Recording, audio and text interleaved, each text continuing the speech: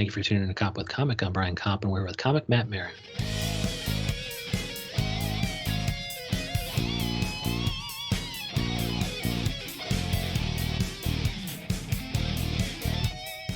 Matt Maran, how the hell are you?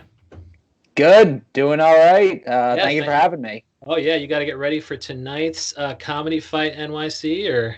Yeah, we're doing the Outdoor Tour 2020. In the COVID era, we're still doing comedy fight clubs, backyards, rooftops, on the road, Philly, New Jersey. Tonight we're on a rooftop in Brooklyn. Yeah, it says live. Yeah, Comedy Fight Club tonight is the live from a secret rooftop location. So do they DM you for details? Yes, DM me or our producer Mike Harrington, anyone involved with the show, and we can give you the details of where they are. I believe this is coming out after this live show will have happened, but the one after that is actually Friday night, September 11th, which is the 5-year anniversary of Comedy Fight Club. 9/11 is the anniversary? Yeah, 5 years ago we did a roast show on 9/11, thinking it would be funny. Didn't know it was going to continue to be a weekly show for 5 years, but now it's our anniversary. Well, happy anniversary. Thank you. And that one's also in Brooklyn. And yeah, DM me or anyone involved with the show for details to come out for that one. Yeah, and so I mean, we're going to be able to see all this, like upcoming things here. Real Matt Maran at both Instagram and Twitter. But does a Comedy Fight Club also have its own page or no? Yes, it's at Comedy Fight NYC on Instagram and Twitter. Yeah, I thought that's what it was. But even tonight's thing, which won't be out, I think this episode will be out on Tuesday. But as recording this, September 5th, you have quite the bill. I think Adam Gable is in there as former guest, and also Leonardo Joni, Ethan Victor, and so how do you kind of pick who goes against who?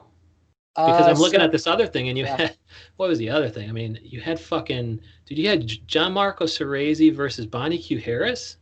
That's the one coming up on the anniversary show, September 11th. Yep. What? How the fuck did you put them two together? So that one, actually, I do a lot of the booking for. My producer, Mike Harrington, does a lot of it. That one, actually, it's a part of Fifth Borough Comedy Festival. So the people putting together the Fifth Borough Comedy Festival actually booked all the undercard battles for that one. So the Bonnie Harris versus Gianmarco, that was the whole Staten Island crew in the Fifth Borough Comedy Festival who put that matchup together.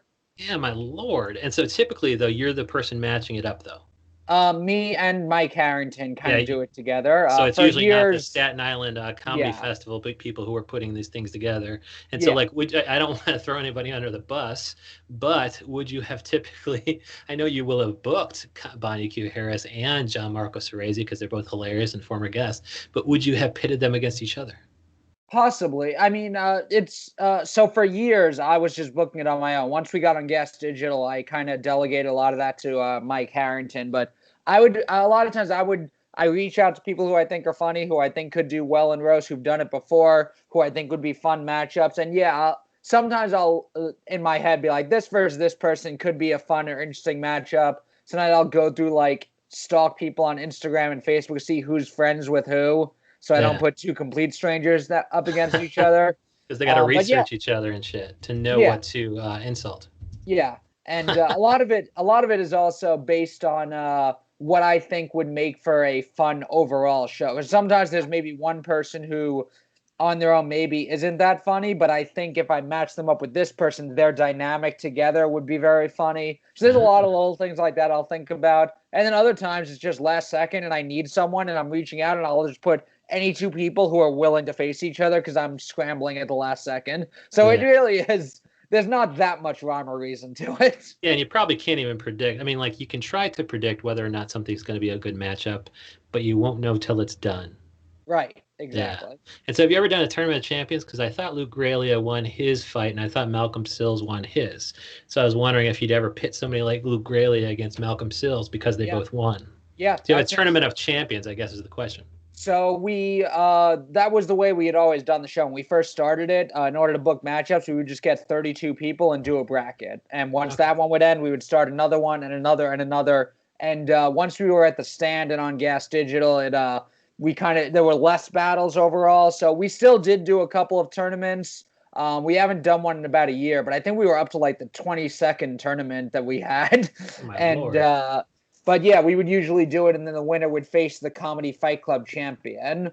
What And the previous tournament's champion would face the so winner of the bracket of this one?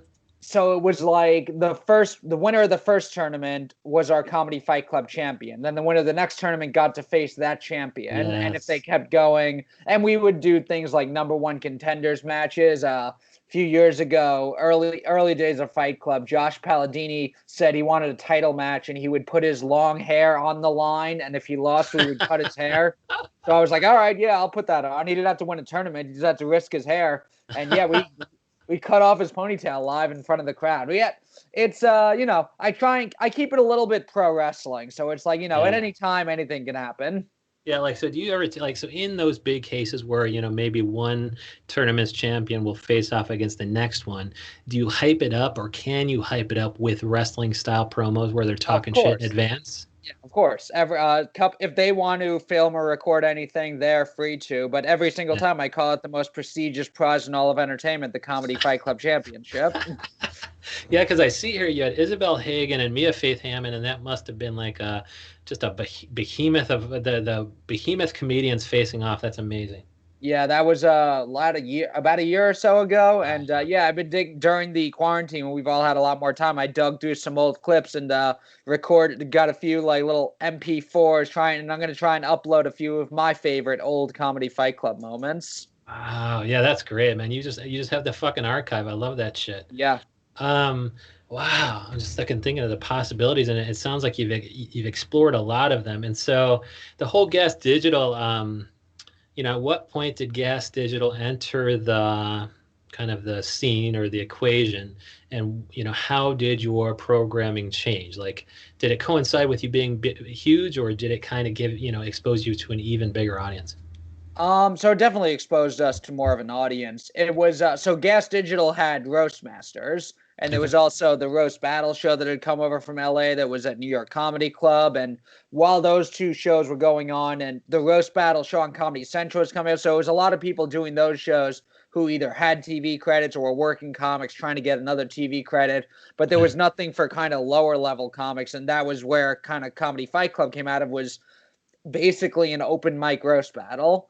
Yeah. And then eventually, as we kept doing it, the bigger shows, Roast Battle and Roast Masters, they started reaching out to us because the show wasn't on the air anymore. It was harder to get people, and they still wanted people. And we had talent who had been roasting for 2 or 3 years at that point. So I would Yeah, it's just get like the minor leagues. Like if you have yeah, the minor league wrestling league, it's like the cream rises to the top, and you're like, hey man, yeah, buy us out because there's these couple fucking wrestlers who've been just rocking and rolling for 3 years, and they're happy to make the leap. yeah. I kind of I always thought, because I would have people who would do the other. I did the other shows also, and I always had more fun at Comedy Fight Club. And I had other people tell me, yeah, the shows at the clubs are like the shows you want to be on, where you can like get to know people. But Comedy Fight Club is like the more fun. So I always felt that it was like the old Monday Night Wars in wrestling. There was WWE and WCW. Then there was the underground ECW. That was the real cool one. And that's Yeah. where I was. That's what my mindset was for Comedy Fight Club. Let's be like the underground blood and guts, real, where it gets real. My Lord, and I mean, I think I love the possibilities of this, but I've always expressed a little iffiness about roasting itself. And so, I think you were a wrestler back in the day, and Yeah. and maybe that informed your decision to get into it. But other than just loving, the fucking wrestlers, doing the promos and then actually seeing the match, like, are you generally good at roast? Are you generally a fan of them, or if somebody like me comes along and thinks it's just a little bit mean? Like, how can you appeal to an audience member like me who's like, dude, they're just kind of cutting each other down. This isn't building each other up. What? So I mean, I would first of all, I mean, I do realize roasting is not for everybody. So I'm not necessarily, if somebody doesn't like roasting, I'm not going to go out of my way to try and fight necessarily to get them to watch. So, like, it may just be a thing they don't like. That's Yeah. perfectly fine. Also, Okay. I do think, I always kind of had a mean, sarcastic sense of humor. I grew up in Queens. I got made fun of as a kid, and when I made fun of the other kids back, we got along, and that was how I made a lot of friends growing up. And Queens is very diverse. So I'm Jewish. I would have kids make Jewish jokes about me. I remember there was an Indian kid I went to high school with who would make fun of me every Christmas because I wasn't able to celebrate.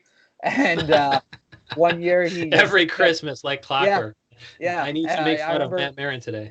Yeah, I remember one year he was bullying me and just saying that saying like, where are you going to get your menorah this year? And he was Indian, so I said, does your dad 7-Eleven sell any? And he laughed, and all the other kids laughed. And he's like my closest friend from high school, one of the only people I still keep in contact with. And just that was a lot of my growing up, was everyone kind of making fun of each other, and not that maybe as kids, I don't think you necessarily know if you're being malicious or not. I think kids are just trying to figure stuff out. But to me, it was like a growing experience. And to me, it made me feel more alike people. We all make fun of our differences and we don't actually look down at each other. So I kind of grew up with that. I loved the Comedy Central roasts growing up, everyone making fun of each other, but they're all laughing and having a good time for the most part. But Yeah. yeah, so when I wanted to do a roast even before I had like gotten into stand up, I got into pro wrestling, and You get into yeah, stand up to do roast. That's fucking yeah. I fun. mean, Ah, it was I was doing stand up about 3 years or so before I did a roast, but my style when I first started was very like I was a good joke writer. I did a lot of one liners, so roasting kind of came naturally to me, in that I had kind of a sarcastic sense of humor and I was a good joke writer. yeah. And so I started doing that. I would do the ones at the Stand in New York Comedy Club, and some of the YouTube videos that went up from Roast Masters got tens of thousands of views. So I was known to a lot of the Gas Digital and Roast fan audience. So then at a certain point, they weren't doing going to do Roast Masters anymore, and most of their lineup were Comedy Fight Club people anyway. So they had been coming and hanging out at the show. It was like about 3 years or so in, where I'd look in the back of the room and at Comedy Fight Club in the basement on the Lower East Side, and Michael Che is hanging out watching. Yeah, and that's the question. Like, you know, you're big enough now where I would think that certain comedians who might hate roasting will join your show because they want to get on your show, not because Yeah. they enjoy roasting. And so I'm seeing people like Ethan Victor versus Claire Alexander, and I'm like, to me, these people are the gentlest of souls that I loved as guests. Like, how are these people, being vicious at each other's expense? And that's the question is also, is there anything that's off limits where the crowd goes, ouch, I think if I don't think anything is off limits, but I do think that there are times where people go for something and miss. And if you are playing with fire when you're Yeah. doing jokes about offensive topics, which I love. My whole mindset is I won't ever tell anyone what they can or can't do. If someone goes for something and it doesn't work, I'm gonna make fun of you and tell you you're a fucking idiot. So that's what the whole thing of the show is, like, go for anything, try anything. But if you miss, you miss, and we're gonna let you bomb. We have judges there who will tell you bombed, and it's gonna hurt. Oh, As far yeah. as as far as nice, I don't think people who are actually mean are good at roasting. So I Oh, think it takes a level of empathy to be able to make dark stuff funny. oh. So I do think I don't. I mean, I don't say this a lot because it could ruin my reputation, but I think of myself as a nice guy. I think I'm generally nice. I have a mean sense of humor, and Yeah. but I think most people know that I don't mean a lot of the stuff I say. And for the most part, when you have the whole concept of the show is it's a roast. I say up top, it's gonna get mean, it's gonna be offensive, but we're all here to have fun. Yeah, So yeah, someone like Ethan and Claire are nice people, but they know this is a time that they can get vicious, and it won't be seen as them actually being vicious. gosh. So yeah, before we get into judging, I want to explore that point you just said, which is the whole, you think people with empathy are better at making dark stuff funny. And like, can you give me an example and why do you think that's the case? Like, I don't want to put you on the spot, but just like, why does empathy play a role? Well, I mean, just in comedy in general, whenever Well, you're I agree making with fun that. of, Yeah. yeah, when you're making fun of something, and every joke is agitating in some way, whether it's about airline food or the Holocaust. You're like Yeah. the formula is similar. Yeah. And yeah, I don't think if you're actually bullying someone or actually saying I really hate this thing, even if it's something like airline food, if you seem the person on stage actually seems angry at airline food, it won't be funny. They're poking fun at Ah, it, and it's coming from a good place. yeah. So when I'm on stage saying the Holocaust didn't happen, uh, or something like that, Yeah. yeah, people don't think they know that I'm saying a provocative thing. It's Yeah. just a ridiculous thing. It's more absurdity than anything. But if So you I were kind think, of a vicious soul, you'd be ranting about about Jews and how the Holocaust is fake, and people be like, dude, I'm believing that this is not really a character. I'm believing that you're fucking crazy. And they Exactly. won't laugh. They'll just fucking Yeah. leave. If somebody who actually believed the Holocaust didn't happen was making jokes about the Holocaust not happening, Mel Gibson's never said a funny thing about the Holocaust because he actually like he's actually trying to make points there. That's hilarious. What a perfect example, right on the spot. And I guess that's the big thing. Like, you need to. I mean, do you need to be good on the spot? Like, what's the kind of format? And also to touch on the judging too. But it's like I'm gonna talk shit about this person, and then that person goes, and is there a retort that rewards?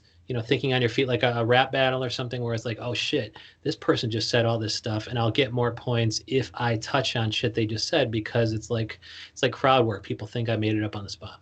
Yeah. So the judging process isn't very scientific. It's not very scientific here. We for years we always just had the crowd vote determine the winner, and now once we got it the stand on Gas Digital, we had access to bigger names, and I like the format of the Roastmaster show where they would have a panel of judges, and they're usually comics who are a little bit further along or have a lot more experience doing the roasts already. But we still have the crowd vote counts for one vote, and then we go to our judges. And yeah, so sometimes you'll have, I usually people know who they're going to face several days or a week or so in advance, maybe sometimes a little longer, so you can prepare the jokes. And also for like me, and I know other people like this, when I would go into a roast battle, I know there's a very good chance someone's going to make a joke about me having been a wrestler. There's a Okay. good chance someone's going to make a joke about the fact that I had brain surgery, the fact that I wear sleeveless shirts. So you can prepare rebuttals and almost like get a little ready. I faced And somebody you're once. baiting them into it. You're like, I'm going to Yeah. wear this sleeveless shirt because I need them to say this, because then I could say X, Y, and Z. Yes, exactly. I do What know. if you wore I went. sleeves that day? Like, you would fuck up their I joke, but could. you'd also Yeah, fuck I up your could. retorts. Yeah, Yeah. someone who looks a certain way if they completely dress down. Or there was a few weeks ago at one of the shows. It was Ilya Laxon versus Dan Abraham. Those are two of our best battlers. And Okay. Dan Abraham usually wears glasses, and so Ilya brought a pair of glasses, and Dan wasn't wearing them. So he says to Dan on stage, "Can you put these glasses on? Because I wrote all these jokes as if you were wearing them."